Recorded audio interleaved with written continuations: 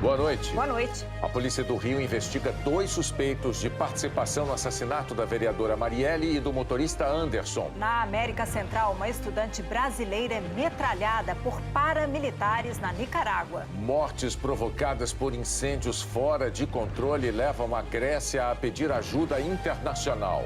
O rompimento de uma represa deixa centenas de desaparecidos no Laos. No Pantanal, criadores devolvem animais ao pasto depois da operação de retirá-los das águas durante o período da cheia.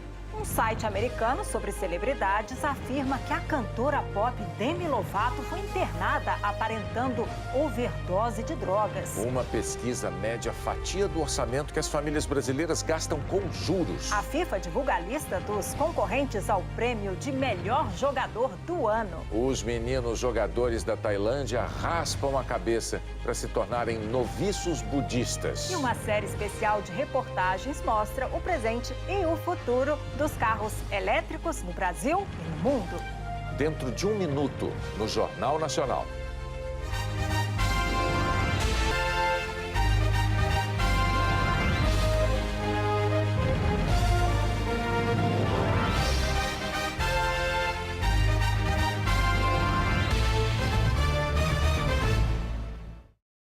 A Polícia do Rio está investigando a morte de mais uma mulher submetida a um procedimento estético.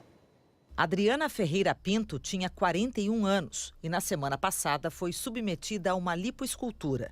O marido dela contou à polícia que no domingo, 6 dias depois da cirurgia, Adriana começou a sentir falta de ar, que às 4 da manhã foi ao banheiro e desmaiou já sem vida.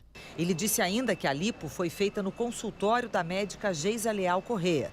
O endereço em Niterói, na região metropolitana do Rio, consta como uma clínica, que estava fechada hoje. A doutora Geisa se apresenta como pós-graduada em Medicina e Cirurgia Plástica Estética.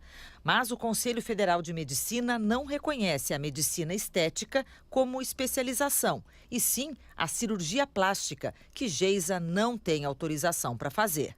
Nesse áudio, divulgado em redes sociais, a médica lamentou a morte de Adriana.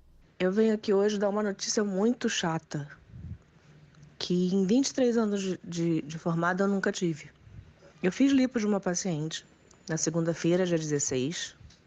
Uma moça de 41 anos, 2 filhos, saudável, sem doença alguma. No domingo, o marido me disse que às 4 horas da manhã, ela levantou para ir no banheiro. Quando voltou, caiu dura, caiu morta. Teve uma morte súbita. Geisa Leal Correia já responde a 3 processos cíveis por erro médico em procedimentos estéticos. Retardar as marcas do tempo, melhorar as formas do corpo. A medicina avança e oferece técnicas que ajudam os pacientes na busca por uma aparência mais bonita. Mas para que tudo dê certo, é preciso tomar alguns cuidados. Saber onde o procedimento vai ser feito, em que condições e com quem. Procedimentos estéticos devem ser feitos por cirurgiões plásticos ou por dermatologistas, quando forem apenas preenchimentos. Na última semana, um produto ganhou destaque por causa da morte da bancária Lilian Calisto, que fez um preenchimento nos glúteos com Denis Furtado, o Dr. Bumbum. O médico disse que usou 300 ml de PMMA, que tem uso permitido pela Anvisa. Mas para preencher grandes volumes, os médicos não recomendam esse produto, e sim a lipoescultura ou as próteses de silicone. É necessário que você analise o profissional que vai fazer esse procedimento, que seja realizado num local adequado. E local adequado a gente está falando de clínicas e hospitais. Isso não é para ser feito em consultório, isso não é para ser feito em domicílio simples. Os cirurgiões dizem que o PMMA é a última escolha e em pequenas quantidades, abaixo de 100 ml. A recomendação é que o produto seja aplicado na camada subcutânea da pele, acima do músculo, para que não atinja vasos sanguíneos maiores. Se isso acontecer, há risco de trombose, entupimento dos vasos, ou mesmo de embolia, quando a entrada de sangue no pulmão é obstruída. E quando você faz algo estético, você tem que pensar primeiro em saúde. Não existe estética sem saúde. E muitas vezes as pessoas procuram isso nas redes sociais, que não é o melhor local, a melhor referência para você encontrar um profissional para isso. O advogado da médica Geisa Leal Correia disse que a paciente fez todos os exames necessários e que a cirurgia transcorreu sem nenhum problema. Afirmou ainda que a morte de Adriana foi uma fatalidade e poderia ter acontecido com qualquer paciente submetido a uma cirurgia. A polícia de Goiás prendeu um ladrão na porta de uma clínica de cirurgia plástica em Goiânia. Rodrigo Fernandes Goulão de Almeida costumava ganhar a vida roubando cargas de caminhões. Mas além de ladrão, pelo visto, ele é vaidoso. Depois que a justiça decretou a prisão dele, em abril, Rodrigo fez um implante capilar. Hoje pretendia passar por mais um procedimento estético na tal clínica. Mas aí os policiais chegaram antes. No Paraná, a polícia transferiu de prisão o principal suspeito da morte da advogada Tatiane Spitzner. É o marido dela. Luiz Felipe Manweiler ficará numa ala reservada para detentos com curso superior numa prisão em Guarapuava. Hoje a polícia ouviu mais 4 vizinhos do apartamento onde Luiz Felipe morava com a esposa, a advogada Tatiane Spitzner. As testemunhas relataram ter ouvido gritos antes de Tatiane cair do 4º andar na madrugada de domingo. Luiz Felipe está sendo investigado por suspeita de feminicídio, que é quando a vítima é morta pelo fato de ser mulher. De acordo com a família de Tatiane, os dois não tinham histórico de brigas. Interrogado no domingo, dia em que foi preso, Luiz Felipe disse que na noite anterior estavam num bar comemorando o aniversário dele quando Tatiane pediu para haver conversas numa rede social. Ele se recusou e começaram a discutir. O casal voltou para o apartamento e a briga continuou. Luiz Felipe disse que foi empurrado por Tatiane e a imobilizou no sofá e que soltou Tatiane quando ela gritou por socorro. Ainda de acordo com o depoimento, a advogada, chorando muito, correu para a sacada. Ele afirmou que tentou alcançá-la, mas não chegou a tempo, que desceu para socorrê-la e que, em ato de desespero, levou o corpo de Tatiane para o apartamento. Perguntado por que não chamou ajuda médica, disse que acreditou não ter mais o que fazer e que decidiu pegar o carro e ir para o mais longe possível. Luiz Felipe foi localizado a mais de 300 quilômetros, depois de bater o carro. Na audiência de custódia, ele se declarou inocente. Eu bati o carro porque, devido à situação, né? A imagem da minha esposa pulando a sacada, não sei da minha cabeça, porque eu sou inocente, eu amo muito. Uma vizinha, a médica Camila de Aguiar, disse à polícia que ela e o marido acordaram com gritos de socorro de uma mulher e que viu Tatiane debruçada no parapeito, chorando bastante, com a cabeça abaixada. Afirmou que ela e o marido estavam de costas quando escutaram um forte barulho. Nem a médica nem o marido souberam dizer se Tatiane caiu ou foi jogada. Um homem foi executado com mais de 100 tiros ontem à noite em São Paulo. Cláudio Roberto Ferreira estava dentro do carro estacionado e a blindagem não era suficiente contra os fuzis dos atiradores. Cláudio chegou morto ao hospital. A polícia afirma que era um dos chefes de uma facção criminosa. A Delegacia de Homicídios do Rio de Janeiro está investigando se um PM reformado e um ex-bombeiro teriam participação no assassinato da vereadora Marielle Franco e do motorista Anderson Gomes. A polícia prendeu os dois hoje por um outro crime. A justiça decretou a prisão temporária por 30 dias dos dois homens. Alan Nogueira é policial militar reformado e Luiz Cláudio Barbosa, ex-bombeiro expulso da corporação em 2006. Na casa deles foram apreendidos 20 celulares. A polícia afirma que os dois integravam a quadrilha do miliciano Orlando Oliveira de Araújo, um ex-PM que está preso por vários crimes. Juntos são suspeitos de matar um PM e um ex-PM em fevereiro do ano passado. As vítimas também pertenciam ao bando de Orlando e teriam sido mortas por causa de uma traição. Os investigadores conseguiram prendê-los depois de ouvir uma testemunha do caso Marielle Franco. Segundo a polícia, a testemunha afirmou que o PM reformado Alan Nogueira e o ex-bombeiro Luiz Cláudio Barbosa participaram do assassinato da vereadora. A divisão de homicídios apura se essas informações são verdadeiras. Ao longo dos próximos dias, eles serão ouvidos no bojo da investigação da Marielle. O que eu posso afirmar é que essa testemunha, segundo essa testemunha, eles participaram de alguma forma no caso Marielle. Agora, de que forma? É uma informação que está sob sigilo. Essa testemunha também disse no depoimento prestado em maio que Orlando Oliveira de Araújo e o vereador Marcelo Siciliano, do PHS, seriam mandantes do assassinato da vereadora Marielle Franco.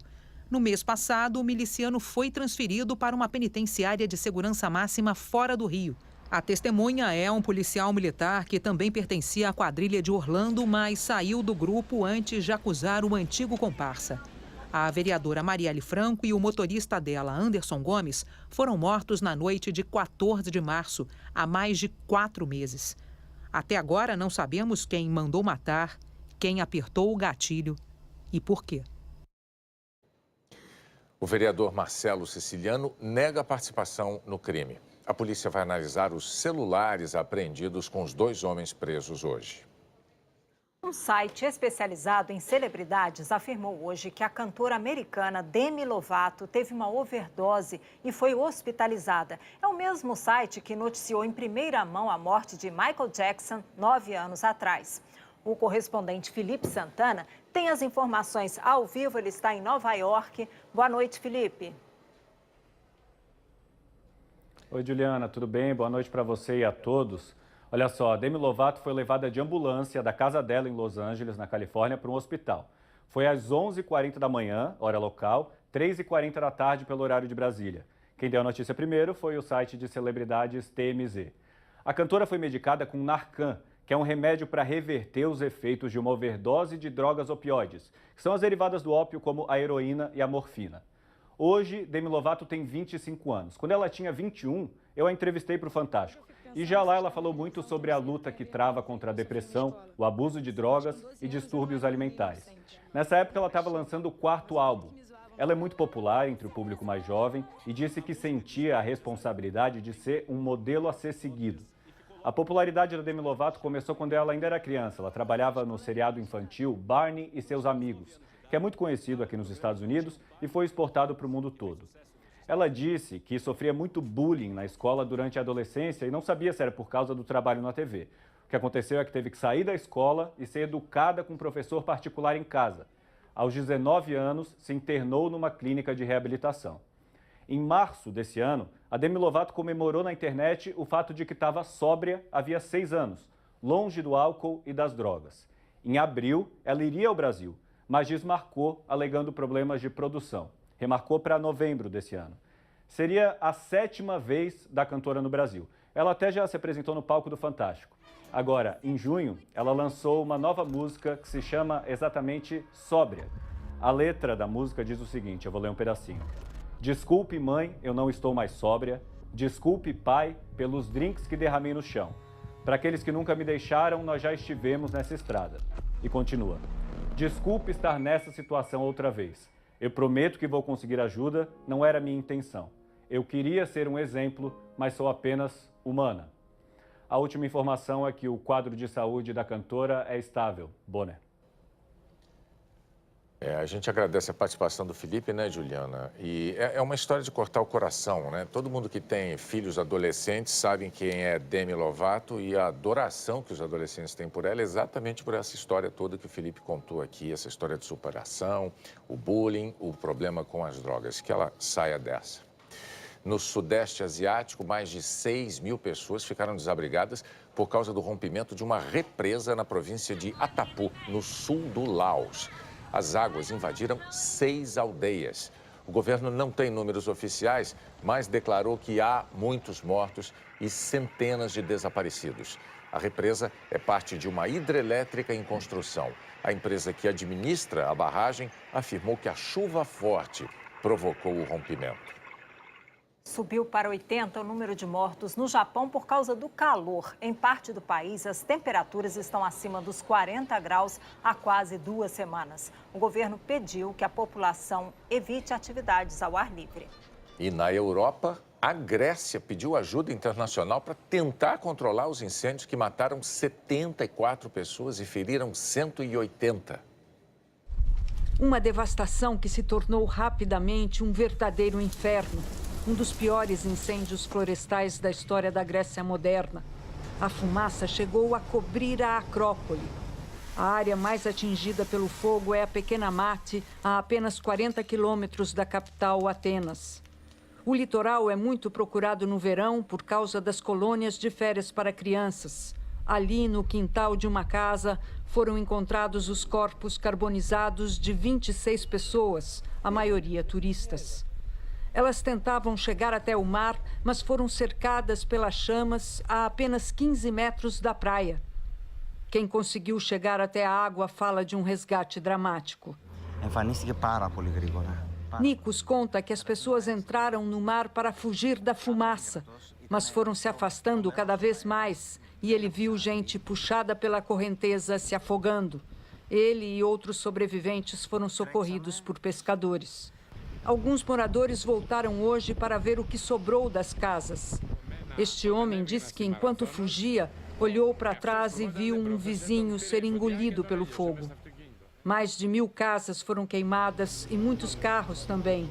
Itália, Alemanha, Polônia, França, Canadá e Portugal, que sofreu com os incêndios no verão passado, enviaram ajuda para combater o fogo. Mas o clima seco e os ventos fortes continuam a espalhar as chamas. Um porta-voz do governo afirmou que 15 focos em 3 localidades parecem ter começado simultaneamente. A polícia suspeita que ladrões podem ter provocado os incêndios para saquear as casas quando os moradores fugissem. O governo grego mandou equipes especiais de militares com drones para tentar identificar incendiários. O primeiro-ministro grego, Alexis Tsipras, decretou estado de emergência e 3 dias de luto nacional. Tsipras está sendo acusado de não ter levado em consideração o alerta de especialistas. Para os próximos dias ou horas, está previsto um temporal que pode salvar vidas. No interior de São Paulo, há cidades em que não chove há mais de 50 dias. Nesse período, pistas chegaram a ser interditadas por causa dos incêndios, com a Polícia Rodoviária conduzindo comboios. Nos 6 primeiros meses do ano, o número de queimadas no Rodoanel aumentou 300% em relação a 2017. Já no centro-oeste do Brasil, todos os anos os produtores rurais enfrentam a enchente no Pantanal. E o desafio maior é retirar o gado das áreas alagadas. O barco deixa o porto de Corumbá, em Mato Grosso do Sul, para percorrer 200 quilômetros pelo Rio Paraguai. A missão é levar mais de 400 cestas básicas, medicamentos e cobertores para famílias de 7 comunidades. Ao todo, 2.500 ribeirinhos foram atingidos pela cheia das últimas semanas. Muitos ficaram isolados. Todos os anos, a enchente no Pantanal de Mato Grosso do Sul dita o ritmo da vida na planície. Ela é influenciada pelas chuvas e pelo nível dos rios, das águas que descem da parte mais alta, no Pantanal de Mato Grosso, e afetam quem vive e depende da natureza para produzir alimentos. É o caso do seu Adevair, que retirou 1.100 animais da propriedade. Se deixar, tem muito prejuízo. A outra vez nós deixamos 600 cabeças, morreu bastante gado. O pantaneiro já está acostumado com esse trabalho. Faz parte da tradição de quem cria animais nesse canto do Brasil. Durante o período de cheia, é comum encontrar comitivas assim, ó, que passam dias transportando os animais em áreas completamente alagadas. E no esforço de longos meses, o pantaneiro arrisca a própria vida. Quando nossa equipe acompanhou as primeiras retiradas de gado das fazendas, flagramos de longe a bravura do Adélio. Ele se jogou na água para salvar o bezerro desgarrado. Meia hora de luta. Dessa vez deu certo, graças a Deus. Já teve momento de perder animal, burro, né? Morrer afogado. Esse ano, 1.300.000 cabeças de gado foram retiradas das partes mais baixas do bioma e levadas para áreas arrendadas. O prejuízo calculado pela Embrapa Pantanal é de quase 280 milhões de reais, principalmente com a criação de gado. Às vezes as distâncias são longas, né? E esse transporte acaba debilitando, né, o gado, principalmente quando os bezerros são mais novos. E alguns bezerros mais novos acabam até morrendo e tal. Então o gado chega no destino geralmente com um peso menor e abatido, né? O Paraguai, que chegou aos 5,35 metros, agora começa a baixar, mas ainda está 1 metro acima do nível de transbordamento. provavelmente até final de agosto essas águas deverão voltar à normalização dentro da planície pantaneira. O Pantanal é isso, eu moro há 30 anos aqui na ilha. Ele é assim, se você ficar, como diz, dormindo de touca, ele te dá e ele mesmo leva embora. Vamos a São Paulo agora, começar com a Maria Júlia Coutinho, aproveitar que a Maju está aqui para falar sobre essa cheia no Pantanal, essas imagens tão bonitas, tão fortes, né, Maju? Boa noite para você. Linda, Juliana. Boa noite para você, para o Bonelli e para todos. O nível do Rio Paraguai está hoje em quase 5 metros. Em junho chegou a 5,35, como a gente viu aí na reportagem. É um nível alto, mas está dentro do intervalo de cheia considerado comum aí, segundo a Embrapa Pantanal. Fora do normal mesmo foi a cheia de 1988, quando o nível chegou aí a 6,64 metros. A cheia deste ano, gente, tem a ver com uma chuva distante do passado, que caiu aí há mais de 90 dias. Viu? No último mês, por exemplo, não teve chuva na região e em boa parte do país. E amanhã não vai ser diferente. É repeteco de tempo firme e seco em grande parte do território e em várias capitais onde haverá sol, a diferença entre a mínima e a máxima será bem grande. É o caso de Brasília e BH, onde o dia amanhece com 10 graus, à tarde faz 25, 15 de mínima em Rio Branco, bem frio aí para os padrões do Acre e bem diferente de Teresina, Porto Velho e Fortaleza, onde o dia já começa muito abafado, mínimas entre 21 e 23 graus, viu, Juliana? E sol o dia todo aí nessas capitais. Muita seca, né, Maju? Mas onde chove? Chuva está aí restrita às bordas, né, principalmente no sul do país, onde esse sistema aqui de alta pressão, Juliana, está empurrando umidade e vai receber reforço daquele sistema de baixa pressão que fabrica nuvens de tempestade ao levantar o ar. Por isso que a chuva ganha intensidade e volume em parte da região. Pode chover bastante mesmo lá em Floripa, 50 milímetros. Tem uma chuva considerável prevista aqui para Porto Alegre e continua a operação casada nas 3 capitais do sul, que é chuva com frio. Rio e São Paulo terão névoa e garoa, 13 de mínima na capital paulista, 23 de máxima, 26 no Rio de Janeiro, que é a mesma máxima de Vitória, onde chove. Quarta chuvosa em Salvador, Aracaju e João Pessoa. Chuva que está na conta dos ventos, que estão bombando aí na faixa leste e favorecendo a geração de energia eólica na faixa leste do Nordeste, né? Ontem teve recorde de novo na região. 72% da energia consumida por lá vieram dos ventos. Repare esse mapa aqui, olha, a cor amarela indica onde os ventos são mais intensos no país nessa época do ano. É justamente aqui na região Nordeste. Está aberta aí a safra de ventos na região, que dura, Juliana, mais ou menos até o meio de novembro. Tá certo. Obrigada, Maju. Tchau. Então, a Maju falando aí de energia limpa, é de energia limpa também que a gente vai tratar agora. A viagem de carro entre as 2 maiores cidades brasileiras já pode ser feita sem uma gota de combustível, só com eletricidade. A Via Dutra acabou de inaugurar postos de recarga para carros elétricos entre São Paulo e Rio. Em vez de bombas de combustível, tomadas. Os carros elétricos são o tema de uma série especial de reportagens do André Trigueiro, que o Jornal Nacional exibe a partir de hoje.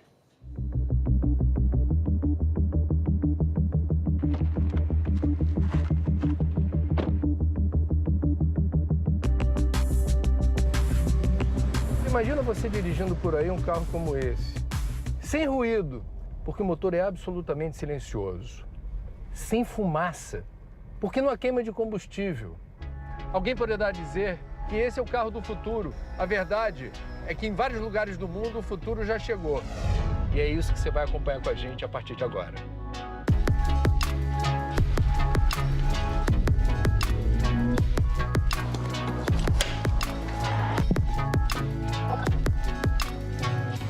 O futuro poderia ter chegado há mais tempo. A tecnologia do carro elétrico foi desenvolvida na mesma época dos motores a combustão, no final do século XIX. E lá se vão mais de 100 anos. Só que a autonomia das baterias era muito pequena. Os carros a combustão logo se tornaram mais baratos, principalmente com o modelo de produção em série e a expansão da indústria do petróleo. Desde então, essa vem sendo a trilha sonora da civilização. Os carros redesenharam as cidades. Foi preciso abrir espaço para ruas, avenidas, estacionamentos. A paixão sobre 4 rodas fez o mundo girar cada vez mais rápido. Até que o rápido foi ficando engarrafado. Em marcha lenta, mais ruído e mais fumaça. Em 2015, em Paris, o mundo declarou guerra às emissões de poluentes. E o Acordo do Clima abriu espaço para novas tecnologias limpas e renováveis. Diante dessas análises da importância da redução das emissões para o setor de transporte, os países foram se movimentando e, a partir da COP21, assinaram acordos diversos para a inserção de carros elétricos e eletrificação da sua frota. Esse crescimento está a acontecer muito empurrado pela Europa, pelos Estados Unidos e pela China. Hoje, não há um único fabricante de veículos que não tenha uma oferta elétrica. Portanto, é um caminho que não tem retorno. Já existem aproximadamente 2 milhões de carros elétricos no mundo, sem contar os modelos híbridos. A Agência Internacional de Energia calcula que em 2030, o número de veículos que podem ser abastecidos na tomada pode chegar a 125 milhões. A confiança na nova tecnologia é tanta que vários países definiram até o prazo final para que as montadoras deixem de vender carros com motores convencionais. É o caso da Noruega, Reino Unido, França e Índia, que já deram aviso prévio para os motores a combustão. A China, que é o maior mercado automotivo do mundo, se prepara para fazer o mesmo, mas não anunciou prazos. Para a gente entender o alcance das mudanças que estão acontecendo na indústria automobilística do mundo, vale comparar o motor a combustão com o motor 100% elétrico. A diferença é impressionante. Enquanto o motor convencional reúne aproximadamente 500 peças e componentes, como bielas, válvulas, pistões e cilindros, a versão elétrica, dependendo do modelo, precisa de apenas 50. Além de mais compacto e simples, esse motor ainda tem a manutenção mais barata. Além do número de peças e do peso, ele consegue ter uma potência maior num volume menor, ou seja, você ocupa menos espaço no veículo. Ele não emite gases poluentes, ele é totalmente ecológico e também não gera ruído. O carro é muito gostoso de dirigir. Primeiro que você não tem marcha nenhuma para passar, nem troca de marcha. É uma marcha única direto no eixo. E ele acelera muito rápido, de 0 a 100 em 7 segundos. O carro é muito forte. Quando o assunto é carro elétrico, o tamanho não é documento e a prova está aqui, ó. Olha o tamanho desse carrinho. Ele mede 1/3 do tamanho dos veículos convencionais e pesa menos de meia tonelada. Esse carrinho já está sendo testado em vários lugares do Brasil para múltiplos usos. E hoje quem vai ter essa experiência sou eu. Ele chega a 80 km por hora, tem autonomia de 100 km. Ele otimiza o uso do espaço no perímetro urbano, no trânsito, no engarrafamento, no estacionamento. E ele é ideal para quem dirige sozinho. O que a gente mais vê em engarrafamento são carros grandes ou carros de tamanho convencional com uma pessoa apenas dentro. Para nós, é indiscutível que essa tecnologia é uma tecnologia disruptiva que ela vai fazer parte da vida das famílias, não só no mundo, como no Brasil também. A mudança é real. Após o mais badalado casamento do ano, os noivos seguiram para a festa num carro conversível de 1968, transformado em elétrico. Os novos tempos chegam na velocidade desses carros de corrida. Parece Fórmula 1, mas é Fórmula E, de elétrico. Os campeonatos mundiais vêm acontecendo desde 2014, com a bênção da poderosa Federação Internacional de Automobilismo. Cruzar a linha de chegada quase em silêncio pode surpreender muita gente. O fato é que essa tecnologia já está fazendo o maior barulho mundo afora.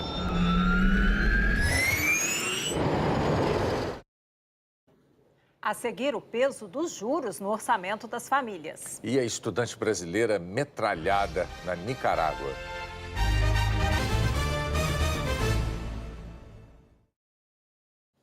Em junho, os brasileiros pagaram quase 111 bilhões de reais em impostos. O valor representa uma alta de 2% na comparação com o mesmo mês do ano passado. Em 2018, a arrecadação acumula 714 bilhões de reais. Segundo uma pesquisa sobre as finanças dos brasileiros, as famílias gastam atualmente mais dinheiro com juros do que, por exemplo, com alimentação fora de casa e com educação. No dia a dia, a gente gasta dinheiro com carne, feijão, detergente, transporte, remédio, roupa, brinquedo, salão de beleza e gasta também dinheiro com juros. Tá sendo difícil, né? Não é fácil. Maria tá pagando uma máquina de lavar roupa que comprou em 12 vezes. Vamos ver quanto é que dá o total. R$ 1.716. Quanto é que era à vista? R$ 1.080. Pagando mais de R$ 600 de juros? De juros. No ano passado, as famílias brasileiras gastaram 354 bilhões de reais com o pagamento de juros, o equivalente a 10% de tudo o que ganharam. O levantamento mostra que, no geral, gastamos mais com juros do que com alimentação fora de casa, roupa, educação, plano de saúde e energia elétrica. A gente fez um empréstimo, isso vai fazer 3 meses, 70 mil. Hoje já está em 81. Significa que nós temos no Brasil uma taxa de juros extremamente elevada e incondizente com qualquer perspectiva de crescimento sustentado para os próximos anos. Juro é o preço que se paga pelo dinheiro que a gente não tem, mas que precisa, porque não pode esperar no caso de uma emergência ou simplesmente porque quer comprar uma coisa mais cara, por exemplo. É assim em qualquer lugar. O crédito faz a economia girar, mas no Brasil, o que a gente paga de juros é literalmente um país inteiro. Somando os gastos das famílias com os das empresas, os brasileiros pagaram de juros mais do que o PIB do Equador, o conjunto de todos os bens e serviços produzidos pelo país no ano passado. De outubro de 2016 para cá, o Banco Central cortou pela metade a taxa Selic, que serve de referência para o mercado. Mas a taxa média cobrada das pessoas físicas caiu bem menos, de 43% para 31%. Para cair mais rápido, este economista diz que é preciso reduzir o spread, a diferença entre o que os bancos pagam e cobram dos consumidores, que inclui inadimplência, lucro e impostos. Também é essencial ter mais dinheiro para emprestar. No Brasil, o crédito representa 60% do PIB, enquanto nos Estados Unidos e na França passa de 100%. Tudo depende de o governo gastar menos. O governo deixar de gastar mais do que arrecada. Ao gastar mais do que arrecada, ele precisa pegar essa diferença no mercado de crédito, retirando uma quantidade muito grande de recursos que poderiam estar irrigando o crédito para as empresas e para as famílias. Essa é a prova cabal do quanto um desequilíbrio fiscal bate no bolso do consumidor. Que Brasil você quer para o futuro? Eu sou Caio César, eu falo do município de Coqueiro Seco, Alagoas. E diante dessa linda imagem representando nossa padroeira, eu quero dizer para você que o Brasil que eu quero é um país onde seus habitantes tenham a responsabilidade maior ao escolher seus governantes. E que junto com eles, transformemos os recursos de nossas comunidades em oportunidades, para que não venhamos depender de trocas de favores por votos descompromissados. Sou Sandra Valando, diretora da Escola São Pio X, Vila Salto, Bozano, Rio Grande do Sul. O Brasil que queremos é um país onde seus governantes se preocupem com as escolas do campo e não as deixem fechar, porque elas fortalecem as comunidades do interior e evitam o êxodo rural. Meu nome é Marcos, falo da cidade de Bom Jesus da Serra, Bahia. Estamos aqui diante de uma mina de amianto, desativada há mais de 50 anos. E o Brasil que eu quero é um Brasil onde o Poder Judiciário faça valer suas decisões tomadas e que os infratores paguem pelos seus danos causados ao meio ambiente e à saúde da população. Sou Edival, da cidade de Sales, e falo aqui da Praia do Richelieu. E o Brasil que eu quero é um país onde os impostos que pagamos sejam utilizados para o nosso bem e não para obras faraônicas como esta aqui, construída há mais de 10 anos sem serventia. Eu sou o Walter Bento de Floraí, estado do Paraná. O que eu espero do meu Brasil é que todos tenhamos os mesmos direitos de sobrevivência, todos tenhamos salários justos para que possamos levar à frente o nosso projeto de vida, independente de partido, independente de governante, que todos tenhamos o mesmo direito e a mesma felicidade. Meu nome é Jonathan Neres de Carvalho, sou natural de Fronteira dos Vales, Minas Gerais. O Brasil que eu quero é um Brasil que valorize a sua zona rural, desde o agronegócio que carrega a nossa economia, até a agricultura familiar que gera tanto emprego e renda, e principalmente um país que se lembre do trabalhador e da trabalhadora rural.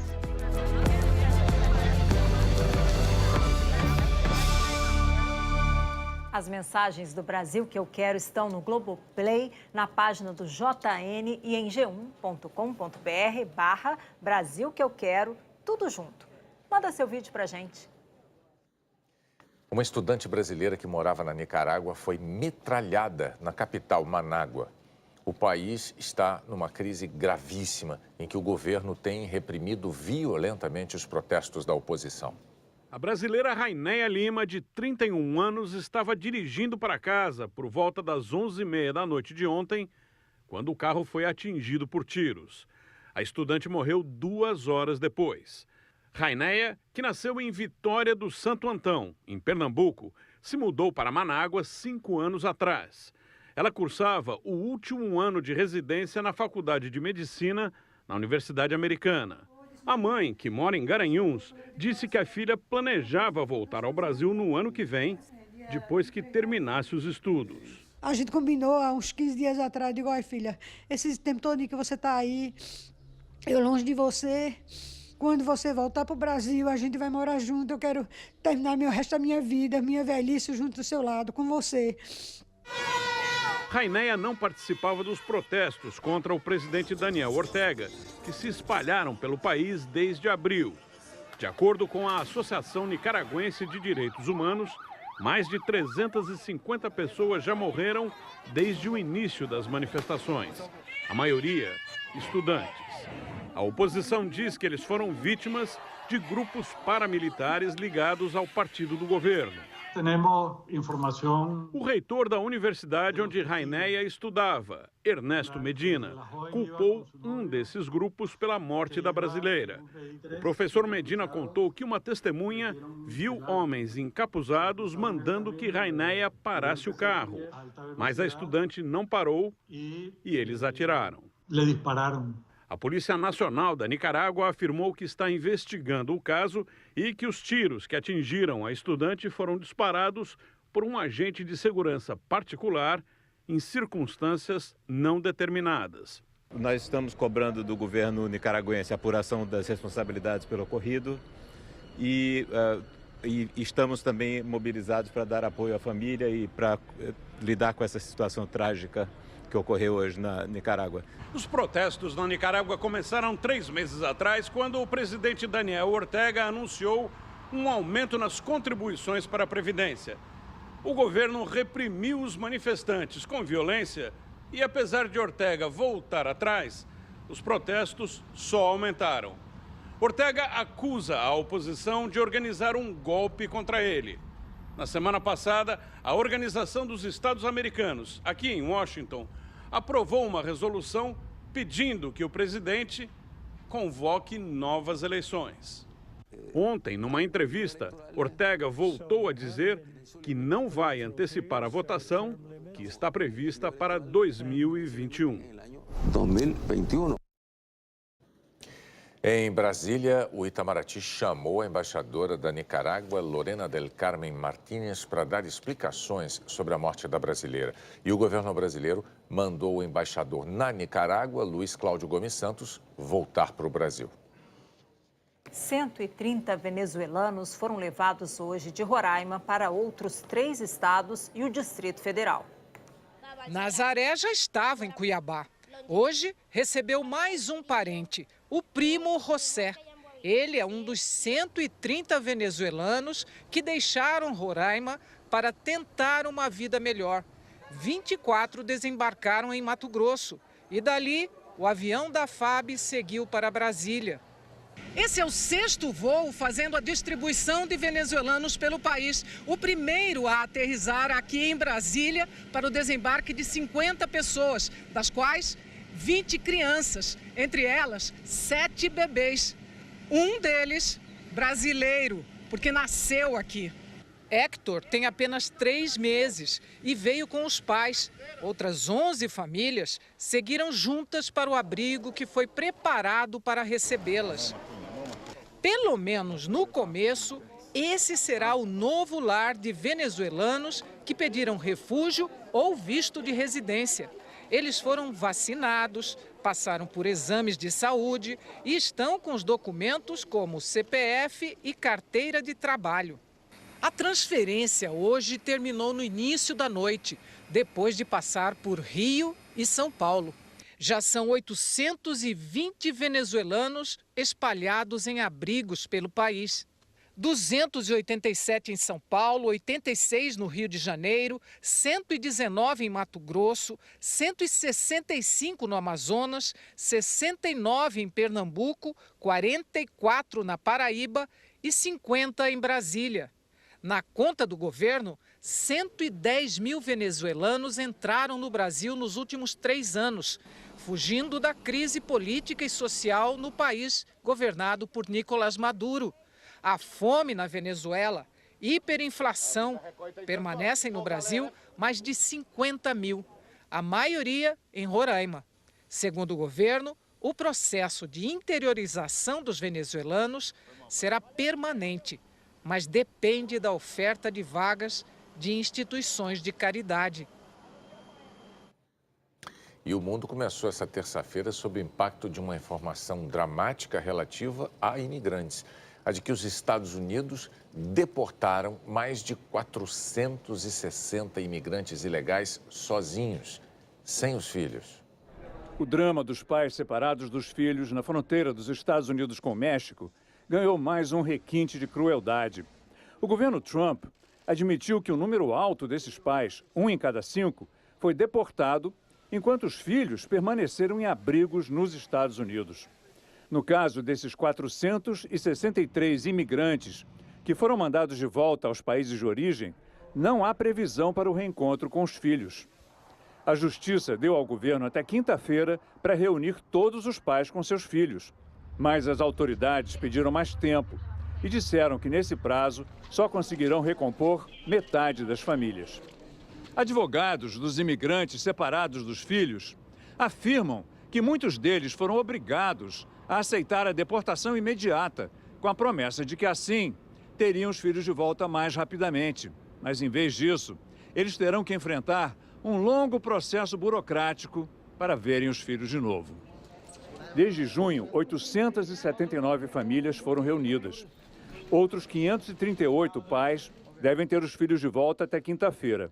Centenas de voluntários estão envolvidos no esforço de reunificação das famílias, que inclui a oferta de acomodação temporária, passagem aérea e outras formas de assistência. Entre essas crianças, ainda há 15 brasileiros, segundo o Itamaraty. Países que integram 2 blocos econômicos das Américas se juntaram hoje contra medidas protecionistas do presidente americano Donald Trump. A reportagem é dos enviados especiais ao México, Fábio Turci e Orlando Moreira. Uma parte importante das Américas se manifestou hoje contra o vizinho mais poderoso. Os países que formam o Mercosul e a Aliança do Pacífico assinaram um compromisso de continuar defendendo o livre comércio contra o protecionismo. Protecionismo que hoje está associado aos Estados Unidos, depois de o país impor aos seus parceiros uma série de tarifas de importação. O Mercosul foi criado em 1991 e é formado por Brasil, Argentina, Paraguai, Uruguai e Venezuela, que está suspensa por causa da crise da democracia no país. A Aliança do Pacífico é bem mais recente, de 2011, e reúne México, Colômbia, Peru e Chile. Faz 4 anos que o Mercosul e a Aliança do Pacífico começaram uma aproximação. Hoje, os 2 blocos reafirmaram o compromisso com essa parceria. Querem derrubar barreiras que atrapalham o comércio entre eles. Barreiras como burocracia e tarifas de importação. Sem elas, os países poderiam vender e comprar mais um do outro.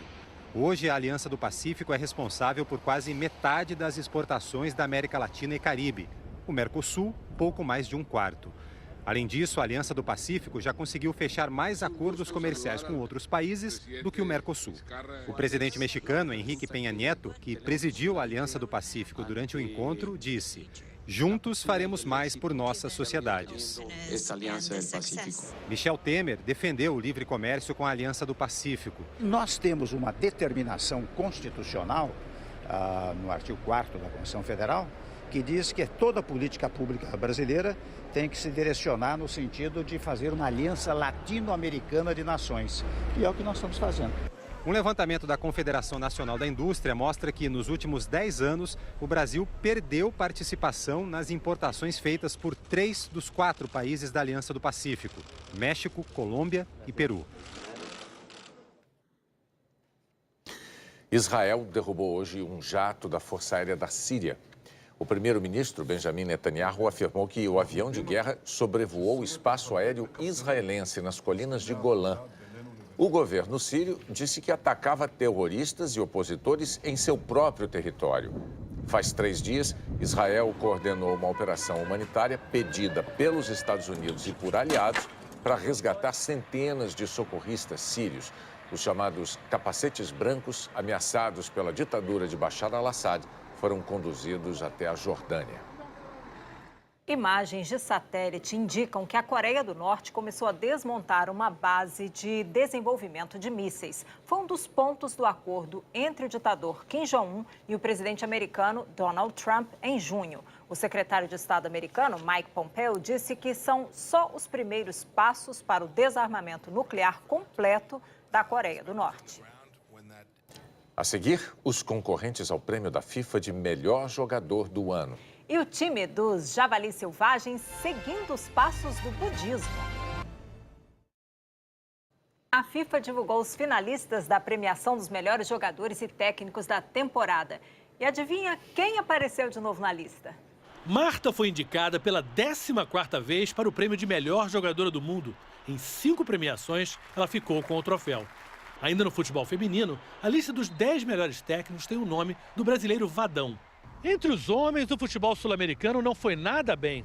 Entre os jogadores, só Messi. Entre os treinadores, só Simeone, ambos argentinos. Nenhum brasileiro. Nem mesmo Tite, que nas eliminatórias transformou uma seleção desacreditada em uma das favoritas ao título na Rússia. Se na Copa do Mundo não teve o mesmo desempenho, é outra história, né? Mas que ele é um treinador que poderia estar nessa lista, isso aí não tem dúvida. Para fazer as listas, a comissão da FIFA considera o desempenho durante a temporada do calendário europeu. Os 10 melhores jogadores são os de sempre, Messi e Cristiano Ronaldo. 3 da seleção francesa, campeã mundial, Griezmann, Mbappé e Varane. O vice da Copa, o croata Modric. O artilheiro na Rússia, o inglês Kane. O egípcio Salah e 2 belgas, Hazard e De Bruyne. Neymar ficou fora. A eleição de melhor jogador do mundo em ano de Copa tem peso 2, quem disputa a Copa. Se você analisar os 10 e for comparar, você pode até entender o porquê dele estar fora. O Neymar já ficou entre os 3 melhores do mundo. O Neymar já foi campeão de Champions. O Neymar, todo o time que ele vai, o Paris, por exemplo, joga em cima dele, é total responsabilidade de ser um grande jogador. Então ele foi muito aquém disso. Lembrando que o Neymar vem de uma contusão que ficou 3 meses parado.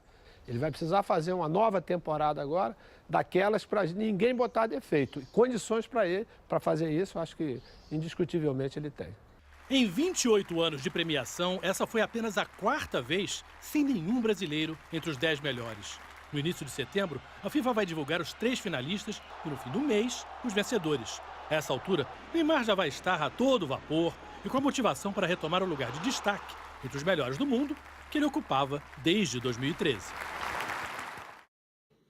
Tomara. Os meninos de um time de futebol que foram resgatados de uma caverna na Tailândia vão voltar a ficar isolados do planeta.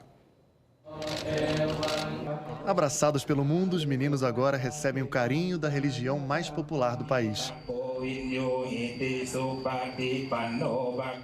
94% dos tailandeses são budistas. Os garotos vão se tornar noviços. O técnico finalmente vai ser monge. É um reencontro dele com a religião. Ekapol Chantawong tinha deixado o monastério para cuidar da avó doente. Na cerimônia de hoje, só um menino não participou. Abu é evangélico e agradece ao violão, no culto com a família e os amigos. Os meninos vão se conectando com o que acreditam e se mantêm na deles, discretos. Do isolamento da caverna, vão agora para um retiro espiritual. 9 dias, longe do assédio da imprensa e do olhar de curiosos. Uma vida a pé no chão, de agradecimento e alguns sacrifícios. Enquanto isso, aqui no Reino Unido, a primeira-ministra Theresa May recebeu os voluntários britânicos que participaram do resgate. Teve uma cerimônia em homenagem a eles aqui na residência oficial. Os mergulhadores foram as primeiras vozes que os meninos ouviram na caverna. As palavras em inglês foram um alívio. A líder britânica